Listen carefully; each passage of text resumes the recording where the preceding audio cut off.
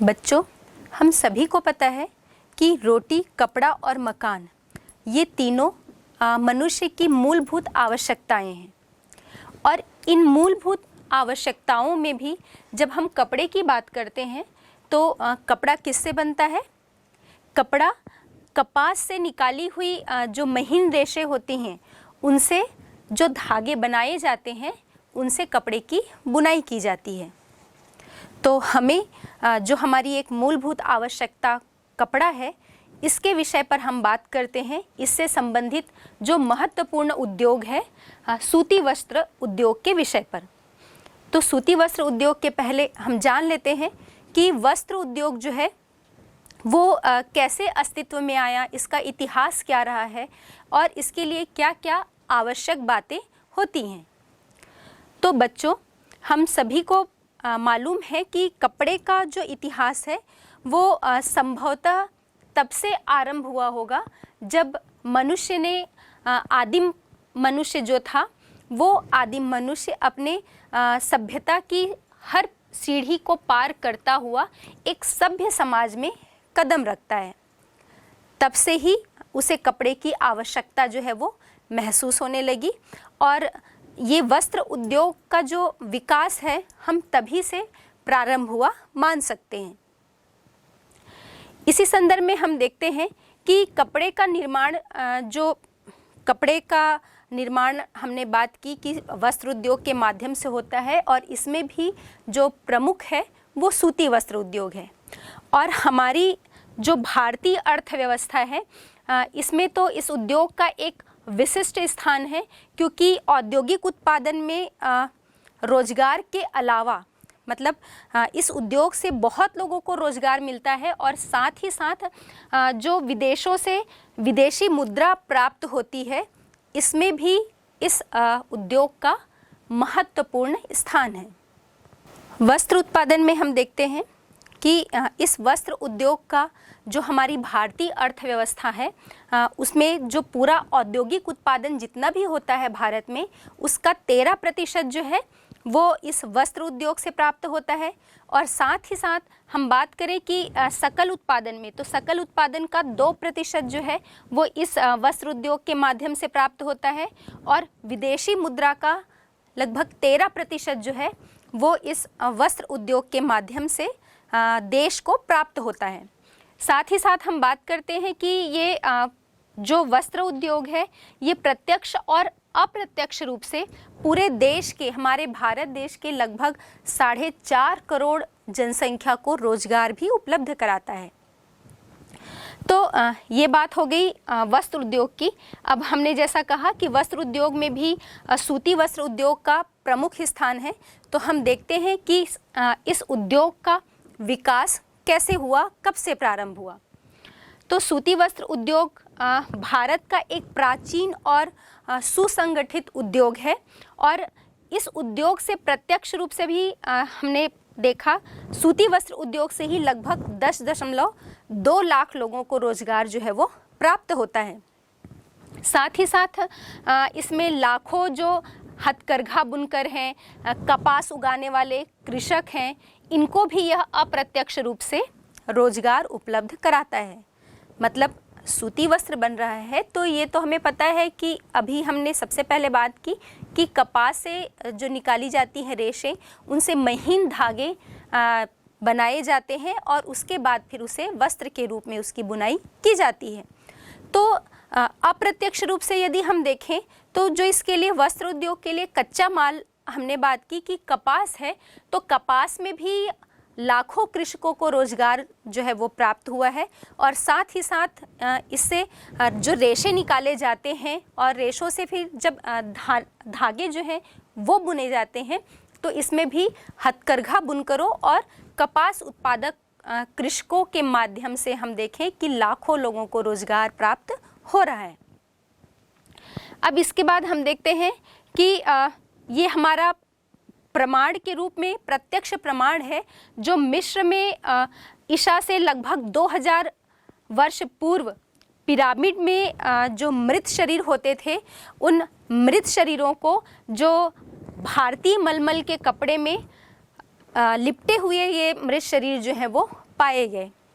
तो ये प्रत्यक्ष प्रमाण है हमारे सामने कि हमारे इस वस्त्र उद्योग का कितना पुराना इतिहास है और साथ ही साथ इसकी क्वालिटी का कितना महत्व है, जो पूरे हमारे देश के साथ साथ विदेशों में भी इसकी काफ़ी डिमांड जो है वो मिलती है।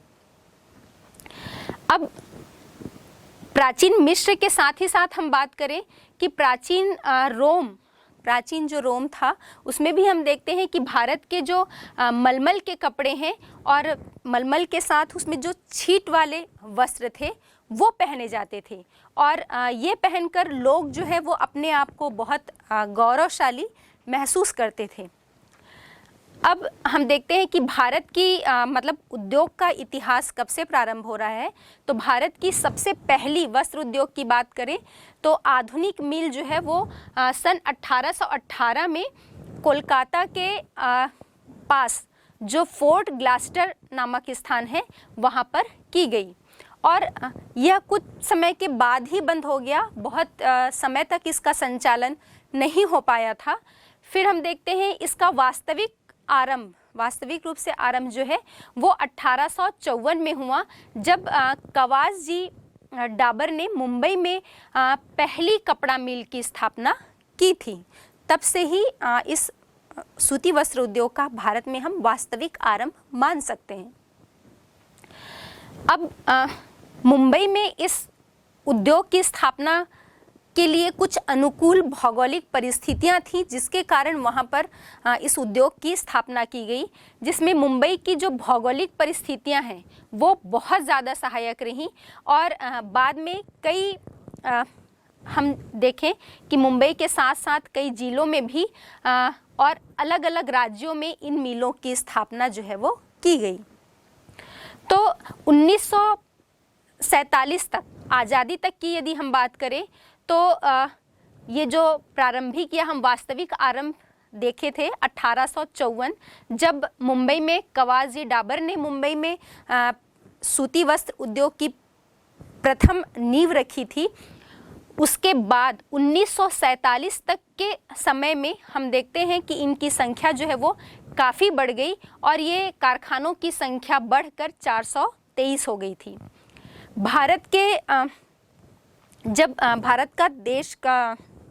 जब देश का विभाजन हुआ आज़ादी के बाद, तो इस देश के विभाजन से सर्वाधिक जो हम कह सकते हैं नुकसान उद्योगों में वो सूती वस्त्र उद्योग को हुआ, क्योंकि विभाजन के बाद बहुत सारे जो कारखाने थे या हम कहें कपास उत्पादक जो क्षेत्र थे और मिलें जो थी वो भारत से ज़्यादा पाकिस्तान में चली गई।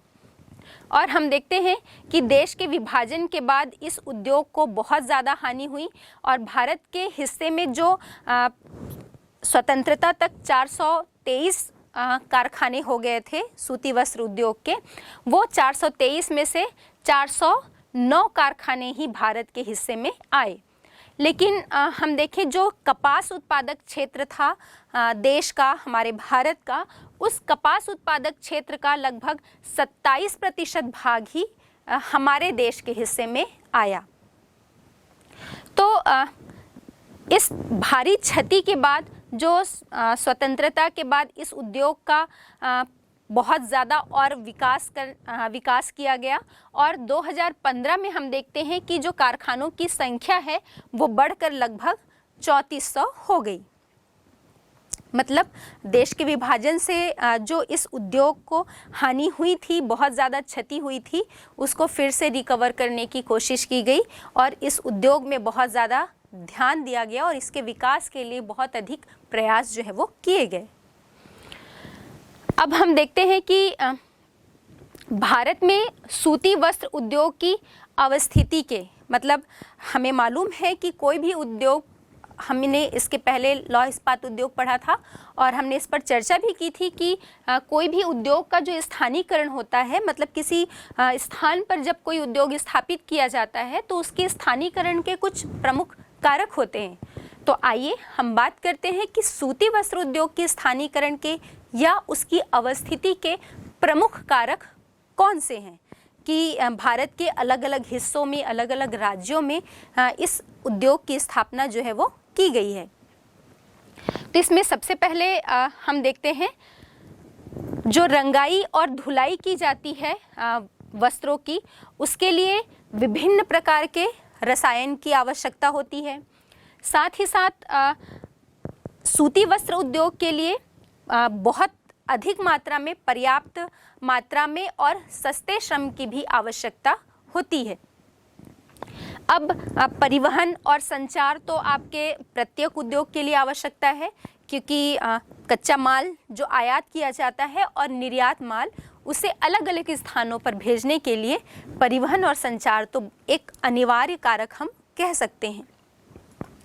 इसके बाद यदि हम भौगोलिक परिस्थितियों की बात करें तो हम देखते हैं कि जो नम जलवायु वाले जो क्षेत्र होते हैं और विशेषकर जो समुद्र तटीय क्षेत्र हम कह सकते हैं, वो चूँकि समुद्र तटीय क्षेत्र एक नम जलवायु वाला क्षेत्र होता है, इसलिए किसी भी तटीय जलवायु वाले क्षेत्र में या नम जलवायु वाले क्षेत्र में इस उद्योग का बहुत विकास होता है, क्योंकि यहाँ पर जो कपास का उत्पादन किया जाता है, फिर उससे जो धागों की बुनाई फिर उससे धागों की जो बुनाई की जाती है, तो नम जलवायु में कपास के धागे जो हैं वो बहुत कम टूटते हैं। इसके बाद हम देखते हैं जो हमारे पूरे भारत की उष्णकटिबंधीय जलवायु है। तो इस उष्णकटिबंधीय जलवायु और साथ ही साथ जनसंख्या के दृष्टिकोण से भी हमें पता है कि हमारे भारत का विश्व में दूसरा स्थान है। तो अभी हमने बात की थी कि सस्ता श्रम जो है और पर्याप्त मात्रा में श्रम, ये दोनों ही एक अनिवार्य कारक है सूती वस्त्र उद्योग के लिए। इसमें हम देखते हैं हमारे भारत की जो जलवायु है, जो उष्णकटिबंधीय जलवायु और साथ ही साथ जो अधिक जनसंख्या का क्षेत्र है, ये दोनों ही कारक जो हैं वो हमारे भारत में सूती वस्त्र उद्योग के विकास के लिए एक बहुत बड़ा बाजार जो है वो निर्मित करते हैं। इसके बाद हम देखते हैं यहाँ कपास का महत्व जो है वो इसी बात से हम लगा सकते हैं कि भारत का लगभग 80% सूती वस्त्र उद्योग का जो विकास है वो जितने भी भारत में कपास उत्पादक क्षेत्र हैं, उन्हीं क्षेत्रों में सूती वस्त्र उद्योग का विकास हुआ है। अब चूँकि हमें पता है कि सूती वस्त्र उद्योग में कपास जो कच्चा माल है एक शुद्ध कच्चा माल है। शुद्ध कच्चा माल है मतलब इसके निर्माण की प्रक्रिया में जब इससे कपड़ों की बुनाई की जाती है, धागे बनाए जाते हैं और उसके बाद कपड़ों की बुनाई की जाती है, तो कच्चे माल और तैयार माल के वजन में कोई भी अंतर नहीं पड़ता। इसलिए कपास जो है वो एक शुद्ध कच्चा माल होता है और इसके निर्माण की प्रक्रिया में चूँकि भार कम नहीं हो रहा है, इसलिए कपास और निर्मित जो वस्त्र हैं, तैयार माल, इनके परिवहन लागत में भी कोई विशेष अंतर नहीं होता। इसलिए चाहे हम कपास उत्पादक क्षेत्र से थोड़ा दूर स्थापित करें सूती वस्त्र उद्योग को या बाजार से, बहुत विशेष अंतर नहीं पड़ता। इसीलिए जो भी कपास उत्पादक क्षेत्र हैं वहीं पर सूती वस्त्र उद्योग का जो है विकास किया जाता है, क्योंकि जब तैयार माल को हम बाजार तक पहुंचाएंगे तो उसकी परिवहन लागत में बहुत ज़्यादा अंतर नहीं होता। अब भारत में जो सूती वस्त्रों का निर्माण है वो निम्नलिखित 3 क्षेत्रों में किया जाता है, जो आपको पता होना चाहिए। पहला हम देखते हैं कारखानों के माध्यम से, जिसे हम मील कहते हैं, और दूसरा है जो शक्ति चालक करघे होते हैं, मशीन के माध्यम से जिसमें वस्त्र जो है वो तैयार किए जाते हैं, जिसे हम पावर लूम्स कहते हैं। और तीसरा जो है हथकरघा, जिसमें हाथ चलित करघों की सहायता से वस्त्रों की बुनाई की जाती है, जिसे हम हथकरघा या हैंडलूम्स भी कहते हैं। तो भारत में इन 3 क्षेत्रों से वस्त्र जो है वो तैयार किए जाते हैं। अब हम देखते हैं सूती वस्त्र उद्योग का वितरण। भारत के किन किन क्षेत्रों में सूती वस्त्र उद्योग जो है वो वितरित है या सूती वस्त्र उद्योग जो है वो स्थापित है। तो इसमें हम देखते हैं कि सूती वस्त्र उद्योग लगभग 100 नगरों में वितरित है। इसका वितरण जो है वो भारत के लगभग 100 नगरों में वितरण है, लेकिन इसके बावजूद हम यदि बात करें कि इन 100 नगरों में भी जो प्रमुख केंद्र हैं, तो इस सूती वस्त्र उद्योग के प्रमुख केंद्र जो हैं वो पंचभुज प्रदेश के अंतर्गत आते हैं। प्रमुख सूती वस्त्र उद्योग के केंद्र। अब ये पंचभुज प्रदेश क्या है भाई? तो हम देखते हैं पंचभुज के जो 5 बिंदु हैं वो आपके क्रमशः अहमदाबाद, मुंबई और उसके बाद हम देखते हैं शोलापुर, नागपुर, इंदौर और उज्जैन। ये इस पंचभुज के 5 केंद्र हैं। अब इनके अतिरिक्त महाराष्ट्र, गुजरात, उसके बाद तमिलनाडु और ये जो 3 क्षेत्र हैं ये सूती वस्त्र के अग्रणी उत्पादक या सर्वाधिक उत्पादन करने वाले राज्य हैं। अब क्रमशः हम बात करते हैं एक एक राज्यों पर कि वहाँ पर ऐसी कौन सी परिस्थितियाँ हैं या कौन से कारक जो हैं वो सूती वस्त्र उद्योग की स्थापना के लिए उत्तरदायी हैं। तो अब इसमें हम बात करते हैं सबसे पहले महाराष्ट्र। महाराष्ट्र जो है वो पूरे भारत देश का सबसे अधिक या हम कह सकते हैं अग्रणी वस्त्र उत्पादक है, सर्वाधिक उत्पादन करने वाला। इसमें भी हम देखें कि यह राज्य जो है महाराष्ट्र पूरे भारत का लगभग 38% कपड़ा और 30% जो है वो सूत तैयार करता है। पूरे भारत के जो उत्पादन है कपड़े का, यदि हम उसको 100% मान लें तो इसका 38% जो उत्पादन है वो अकेले महाराष्ट्र करता है और कपास के माध्यम से जितना भी सूत का उत्पादन होता है उसका 30% जो है वो महाराष्ट्र उत्पादित करता है। यहाँ कुल 125 मिलें हैं जिसमें 60 मिलें जो है वो अकेले मुंबई में ही स्थापित हैं। लेकिन अब यहाँ पर की वर्तमान स्थिति की हम बात करें तो यहाँ की बहुत सारी मिलें जो हैं वो बंद हो गई हैं और इसका विकास जो पहले स्थापना के बाद बहुत अधिक जो विकास किया था सूती वस्त्र उद्योग ने, वो हम कहें कि उसकी अपेक्षा ये बहुत अधिक पिछड़ गया है। तो अब हम देखते हैं कि मुंबई में सूती वस्त्र उद्योग की स्थापना के प्रमुख कारक कौन कौन से हैं। तो प्रारंभिक जो उन्नति हम कह सकते हैं, अभी हमने बात की थी कि भाई महाराष्ट्र में ही कवासजी डाबर ने 1854 में सूती वस्त्र मिल की स्थापना की थी। तो प्रारब्ध हम कह सकते हैं कि प्रारब्ध जो है वो मुंबई से हुआ, वास्तविक प्रारब्ध। तो उसके कौन कौन से कारक थे जो मुंबई को इस प्रारब्ध का लाभ मिला। तो हम देखते हैं कि मुंबई की जो जलवायु है, नम जलवायु, चूँकि ये तटीय क्षेत्र है इसलिए हमने बात भी की थी कि कपास उत्पादन के लिए नम जलवायु आवश्यकता होती है और यहाँ पर जो कपास से धागे बुने जाते हैं तो नम जलवायु में ये धागे कम टूटते हैं। और मुंबई की जलवायु तटीय जलवायु है और प्रमुख कपास उत्पादक क्षेत्र में है, जो इसके सूती वस्त्र उद्योग स्थापना का एक महत्वपूर्ण कारक है। मुंबई जो है ये एक प्रमुख केंद्र हम कह सकते हैं परिवहन का और संचार का, जो चारों तरफ से भारत के हर क्षेत्र से ये परिवहन के माध्यम से जुड़ाव है इसका। चाहे हम रेल मार्ग की बात करें या हम एयरपोर्ट की बात करें या सड़क मार्ग की बात करें, तो हर जगह से इसकी कनेक्टिविटी बहुत अच्छी है। तो परिवहन और साथ ही साथ बाजार, बहुत अधिक जनसंख्या यहाँ निवास करती है और इसके जितने भी आसपास के क्षेत्र हैं, चाहे हम मध्य प्रदेश की बात कर लें, गुजरात की बात कर लें, और चूंकि ये परिवहन के माध्यम से देश के जितने भी बड़े बाजार हैं उनसे इसकी कनेक्टिविटी बहुत अच्छी है, इसलिए परिवहन और इसके साथ साथ बाजार की सुविधा भी इस क्षेत्र को प्राप्त थी, जिसके कारण यहाँ पर प्रारब्ध में ही सूती वस्त्र उद्योग जो है वो बहुत अधिक विकास किया था। इन सभी के अतिरिक्त हम देखते हैं कि मुंबई जो है वो एक महत्वपूर्ण बंदरगाह है और बंदरगाह स्थिति होने के कारण ये विदेशों से लंबे रेशे वाली कपास और साथ ही जो बड़ी मशीनें हैं उसका आयात जो है वो बहुत आसानी से कर लेता है, जो सूती वस्त्र उद्योग की स्थापना में एक महत्वपूर्ण कारक है।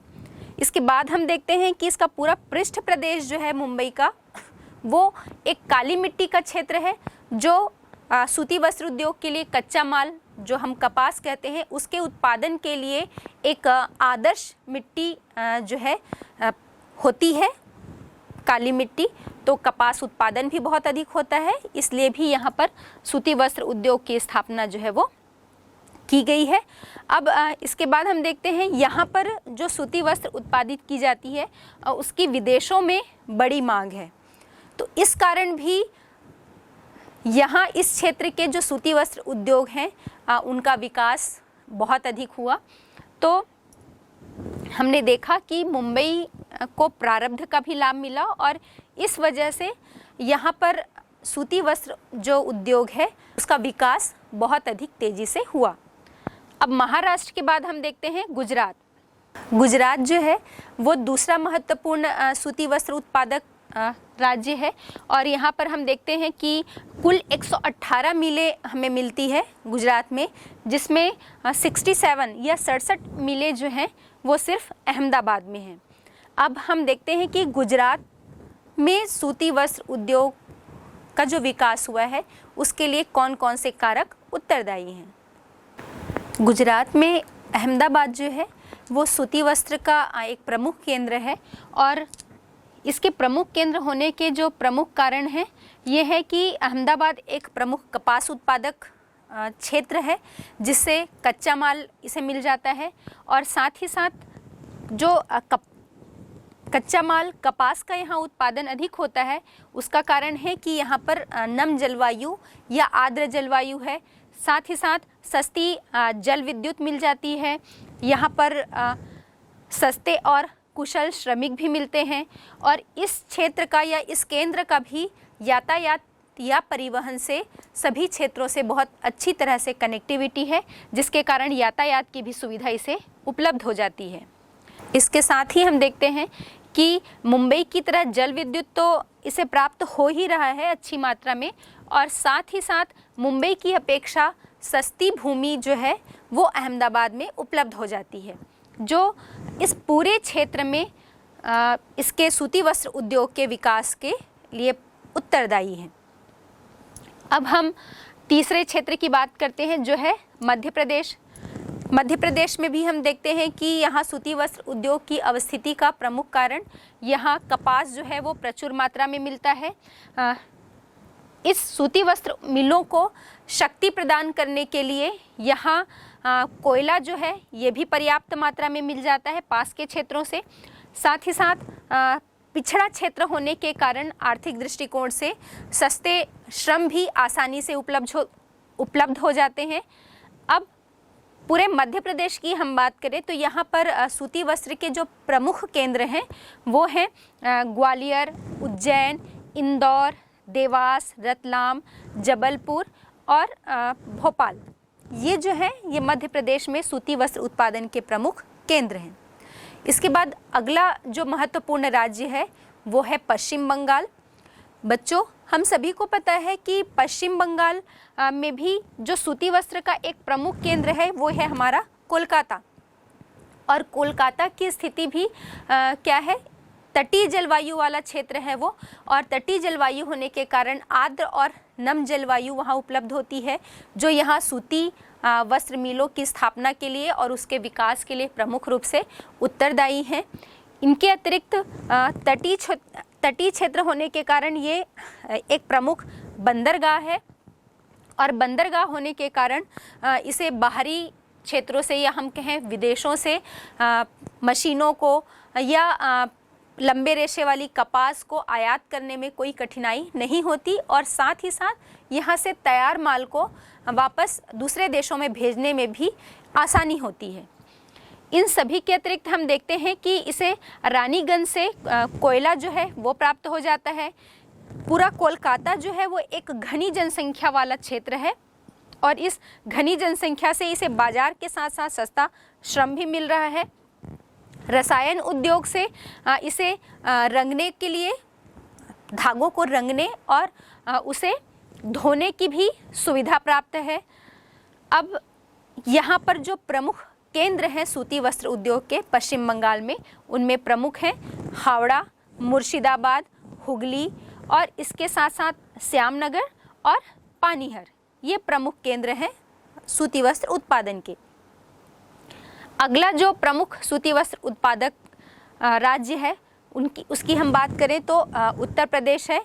उत्तर प्रदेश भी जो है यहाँ पर हम सूती वस्त्र का या सूती वस्त्र केंद्रों की बात करें तो उत्तर प्रदेश के अधिकतर पश्चिमी हिस्से में सूती वस्त्र केंद्रों की स्थापना या विकास जो है वो सर्वाधिक हुआ है। और इसके पश्चिमी क्षेत्र में अधिक विकास के प्रमुख कारण हैं यहाँ की घनी जनसंख्या, परिवहन की सुविधा, सस्ता श्रम और इन सभी के अतिरिक्त यदि हम बात करें तो इसका सबसे बड़ा सूती वस्त्र का जो केंद्र है उत्तर प्रदेश का वो है कानपुर। और इसे कानपुर को उत्तर प्रदेश का मैनचेस्टर के नाम से भी जाना जाता है। यहाँ पर सूती वस्त्रों की लगभग 14 मिलें हैं। और अगर हम उत्तर प्रदेश में अन्य केंद्रों की बात करें तो हम देखते हैं मुरादाबाद, वाराणसी, बरेली, अलीगढ़ है, मोदी नगर, सहारनपुर और इसके साथ साथ रामपुर और मिर्ज़ापुर, ये प्रमुख केंद्र हैं सूती वस्त्रों के। अगला राज्य देखें हम तमिलनाडु, जो सूती वस्त्र उत्पादन के लिए एक प्रमुख राज्य है। तमिलनाडु ये यहाँ पर देश की सबसे अधिक 439 मिलें हैं और जिसमें से 416 मिलें जो हैं वो सिर्फ कताई की हैं और अधिकांश मिलें जो हैं यहाँ पर की वो छोटे आकार की हैं। इसलिए यहाँ पर जो कुल उत्पादन होता है ये कम है। और इस राज्य में कोयम्बटूर जो है वो सबसे बड़ा केंद्र है और कोयम्बटूर को तमिलनाडु का मैनचेस्टर के नाम से भी हम जानते हैं। पूरे तमिलनाडु में हमने देखा कि इस राज्य में 439 मिलें हैं, जिसमें कोयम्बटूर में 200 मिलें हमें मिलती हैं। और इसके बाद कोयम्बटूर के बाद तमिलनाडु का दूसरा प्रमुख केंद्र जो है वो चेन्नई है और चेन्नई में 10 मिलें जो हैं वो सूती वस्त्र की हैं। इसके बाद अन्य जो प्रमुख केंद्रों की हम बात करें तमिलनाडु के तो उसमें तिरुनेलवेली है, तिरुचिरापल्ली और मदुरई, सलेम और तूतीकोरन और काकीनाडा जो है प्रमुख केंद्र हैं सूती वस्त्र के। अब इन राज्यों के अतिरिक्त, इन प्रमुख 6 राज्यों के अतिरिक्त भारत के और अन्य केंद्र भी हैं जहां पर सूती वस्त्र का उत्पादन होता है, जिसमें है आंध्र प्रदेश और आंध्र प्रदेश के गुंटूरू और पूर्वी गोदावरी क्षेत्र और देवगिरी में उत्पादन होता है। आंध्र प्रदेश के बाद हम तेलंगाना देखें जहां पर हैदराबाद और सिकंदराबाद प्रमुख केंद्र हैं। फिर केरल की हम बात करें तो केरल में तिरुवनंतपुरम है।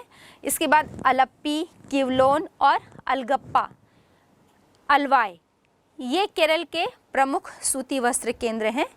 फिर बिहार में हम देखते हैं गया, पटना, भागलपुर और भदानी, ये प्रमुख क्षेत्र हैं।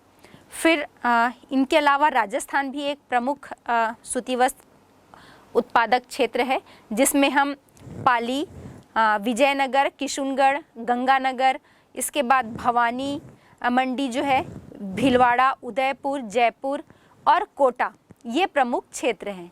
और राजस्थान के बाद हम आ जाते हैं पंजाब में, तो पंजाब में हम देखते हैं अमृतसर, लुधियाना, ये जो है प्रमुख केंद्र हैं। इन सब के अतिरिक्त भी हरियाणा और कर्नाटक में प्रमुख रूप से सूती वस्त्र का उत्पादन होता है। तो ये हो गई सूती वस्त्र उत्पादन या उसके प्रमुख केंद्रों की बात। उनकी अवस्थिति में जो सहायक कारक हैं उनके विषय पर हमने चर्चा की। अब हम बात करते हैं इस सूती वस्त्र उद्योग की कुछ प्रमुख समस्याएं हैं जिसका सामना जो है वो भारत को, हमारे देश को करना पड़ रहा है। तो ये कौन कौन सी समस्याएं हैं, इस पर हम बात कर लेते हैं। हमने भी बात की कि सूती वस्त्र उद्योग के स्थानीयकरण के कारक कौन कौन से हैं भारत में, उसका उत्पादन और वितरण। अब इसके बाद हम देखते हैं कि भारत में सूती वस्त्र उद्योग की कौन कौन सी समस्याएं हैं जिसके कारण इसका जो विकास है उस पर प्रभाव पड़ रहा है। तो इसमें सबसे पहले हम देखते हैं कि जो भारत का सूती वस्त्र उद्योग है, इसे सिंथेटिक कपड़ों से या सिंथेटिक कपड़ों के उद्योग से बड़ी प्रतिस्पर्धा का सामना करना पड़ रहा है। अब ये प्रतिस्पर्धा क्यों है? क्योंकि जो सिंथेटिक रेशे होते हैं वो बहुत ही मजबूत होते हैं, या हम ये कहें कि अपनी मजबूती, टिकाऊपन और धोने पर ये सिकुड़ते नहीं हैं। इन गुणों के कारण इसका जो प्रयोग है वो कपड़ा बनाने में अधिक हो रहा है वर्तमान समय में, जिसके कारण सूती वस्त्र उद्योग को इस सिंथेटिक कपड़ों से बड़ी ही प्रतियोगिता या हम कहें प्रतिस्पर्धा का सामना करना पड़ रहा है। दूसरी चीज हमने देखी थी कि भारत में जो लंबे रेशे वाली कपास है उसका उत्पादन जो है वो बहुत ही कम होता है, तो इसकी कमी का भी सामना करना पड़ रहा है इस उद्योग को। तीसरा है, जो उत्पादन होता है सूती वस्त्र उद्योग में वस्त्रों का, उसमें पुरानी मशीनों का बहुत अधिक प्रयोग किया जाता है और इस पुरानी मशीनों के अधिक प्रयोग से उत्पादन और साथ ही साथ उसकी गुणवत्ता में भी बहुत कमी आती है। चौथा हम देखते हैं कि भारत के सूती वस्त्र उद्योग को विदेशी बाजार से भी बहुत ही ज्यादा प्रतिस्पर्धा का सामना करना पड़ता है। तो ये कुछ समस्याएं हैं सूती वस्त्र उद्योग की।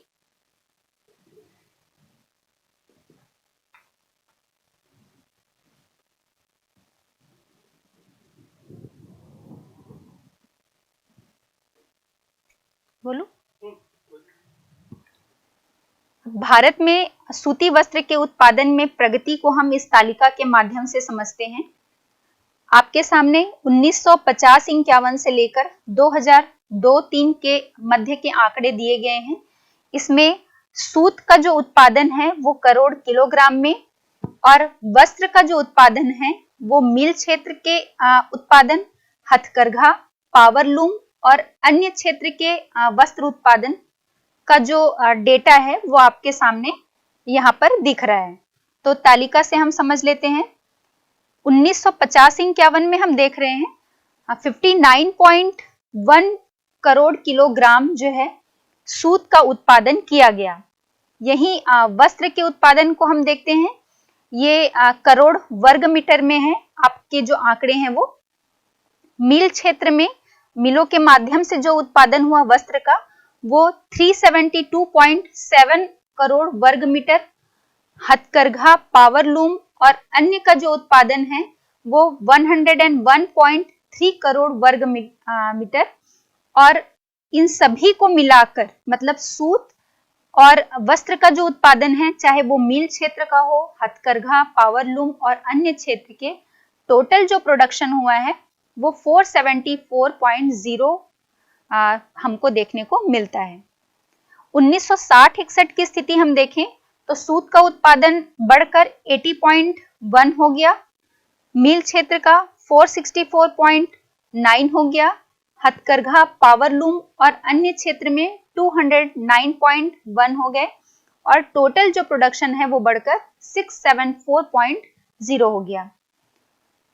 1970-71 में हम देख रहे हैं ये बढ़कर सूत का जो उत्पादन है वो 101.6, मिल क्षेत्र के वस्त्र के उत्पादन में थोड़ी सी हमें कमी देखने को मिलती है। जो 1960-61 में 464.9 था वो 1970-71 में हमें 416.4 देखने को मिलता है, थोड़ी कमी आई है।